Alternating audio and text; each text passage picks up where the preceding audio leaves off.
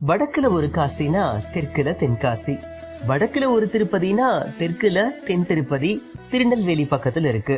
வடக்குல ஒரு திருவண்ணாமலைனா தெற்குல ஒரு திருவண்ணாமலை இருக்கு. என்ன அப்படி ஆச்சரியமா பாக்குறீங்க? உண்மையதான் சொல்றேன். இந்த தெற்குல இருக்கக்கூடிய அண்ணாமலைய பத்தின சுவாரஸ்யமான விஷயங்கள் தான் இந்த தொகுப்புல நாம பார்க்க போறோம். திருநெல்வேலியிலிருந்து சங்கரன் கோவில் போகக்கூடிய வழியில வன்னிக்கோனேந்தல் அப்படின்னு ஒரு சிற்றூர் இருக்கு.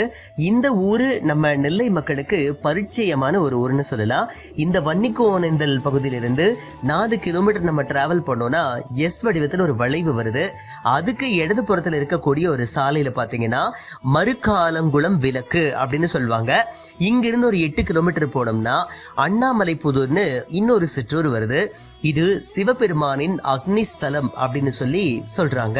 இங்கதான் பிரசித்தி பெற்ற 200 ஆண்டுகள் பழமை வாய்ந்த அண்ணாமலையார் கோவில் இருக்கு. இந்த கோவிலுடைய வரலாறு கேட்டீங்கன்னா ரொம்ப ஆச்சரியப்படுவீங்க.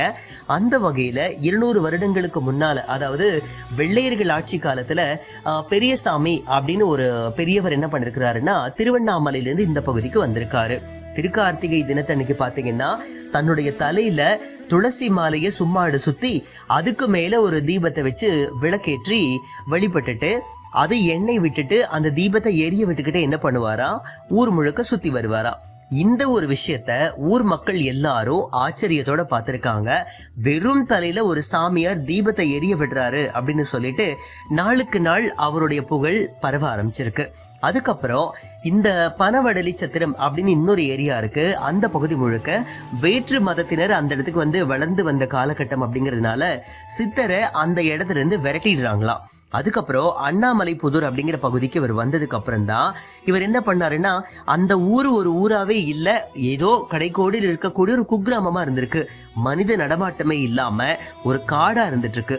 சித்தர் பெரியசாமி இந்த இடத்துக்கு வந்ததுக்கு அப்புறமா திருவண்ணாமலை மாதிரியே இருக்கே அப்படின்னு சொல்லிட்டு ஆச்சரியத்தோட என்ன பண்ணாருன்னா, அங்கேயே அண்ணாமலையாருக்கு, அதாவது எல்லாம் வல்ல சிவபெருமானுக்கு ஒரு கோவிலை கட்டியிருக்காரு.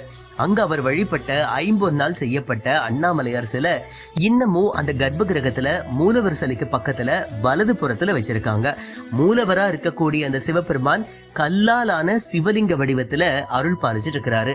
திருவண்ணாமலையில் இருக்கிறது மாதிரியே இங்கேயும் ஒரு பெரிய மலை இருக்கு.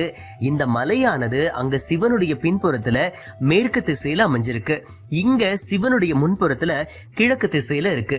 சோ இங்க இருக்கக்கூடிய மலையின் மேல சப்த கன்னிமாருக்குன்னு ஒரு கோவில் இருக்கு. அங்க இருக்கிறது மாதிரியே இங்கேயும் ஒரு தெப்ப குளம் இருக்கு.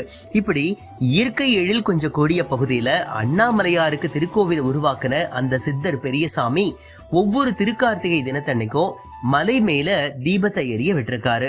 திருவண்ணாமலையில தீபம் எரியற மாதிரி நம்ம ஊர் பகுதியிலும் தீபம் எரியுதே அப்படின்னு கிராம மக்கள் எல்லாரும் ஆச்சரியப்பட்டிருக்காங்க. இந்த மலையடிவாரத்தை நோக்கி மறுநாள் பகல் பொழுதுல வந்துட்டு பார்த்தோம்னா சித்தர் பெரியசாமி என்ன பண்ணுவாரா, தன்னுடைய தலையில தீபத்தை எரிய விட்டுட்டு தவக்கோலத்துல இருப்பாரா. அதிசயத்தோட பார்த்த கிராம மக்கள் அந்த சித்தர் பெரியசாமிய வழிபட ஆரம்பிச்சிருக்காங்க. கொஞ்சம் கொஞ்சமா கோயிலை சுத்தி மக்கள் வந்து குடியேறவு செஞ்சிருக்காங்க. திருக்கார்த்திகை தீப திருநாள் அன்னைக்கு தலையில தீபமேந்தின சித்தர் அந்த தீபத்தோட வீடு வீடா போயிட்டு அருளாசி வழங்கிட்டு வருவாராம்.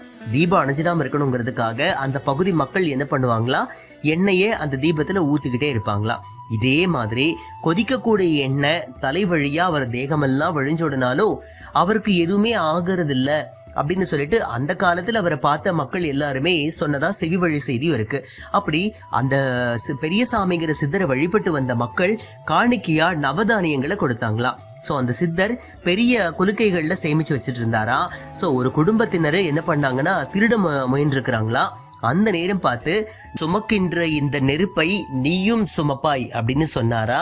ஆன்றோர் வாக்கு அது உண்மைக்குமே மெய்யானதுன்னு சொல்லிட்டு அந்த கடவுளே அதை நிரூபிக்கிற மாதிரி ஒரு சம்பவத்தை பண்ணிருக்காரு. அன்னைக்கு அந்த பெரியசாமி சித்தர்கிட்ட சாபம் வாங்கின அந்த குடும்பத்தினுடைய வம்சாவளியினர் இன்னைக்கோ அந்த கார்த்திகை தீப திருநாள்ல அவங்களுடைய தலையில தீபம் சுமக்கக்கூடிய வைபவமும் நடக்குதுன்னு சொல்லிட்டு அந்த ஊர் மக்கள் சொல்றாங்க. இந்த திருக்கோவிலுக்குன்னு அழகா சின்னதா ஒரு தேரும் இருக்குதான். சோ இந்த தேர் திருவிழா கூட திருக்கார்த்திகை அன்னைக்கு நள்ளிரவுல மட்டும்தான் நடக்குதுன்னு சொல்றாங்க. இவ்வளவு பழமையும் ஆன்மீக செழுமையும் கொண்ட இந்த ஊரோட புகழ் இதுவரைக்கும் வெளியில யாருக்குமே தெரியல அப்படின்னு சொல்லிட்டும் சொல்றாங்க.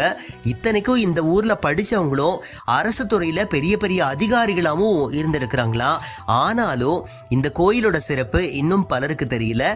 இந்த ஊரோட பெருமைகளை வரலாறுகளை சொல்லக்கூடிய சின்ன புத்தகம் கூட இல்லைங்கிறது வேதனைக்குரிய ஒரு விஷயம். அதனால எல்லாம் வல்ல அந்த அண்ணாமலையார் நிச்சயமாக தென்னக அண்ணாமலையார்னு இன்னும் மக்களால போற்றப்பட்டு பலரும் பலவிதமான பாக்கியங்களையும் பெற்று சந்தோஷமா வாழணும்ட்டு நாமும் எல்லாம் வல்ல அந்த தென்னகத்தில் இருக்கிற அண்ணாமலையார வேண்டிக்கலாமா?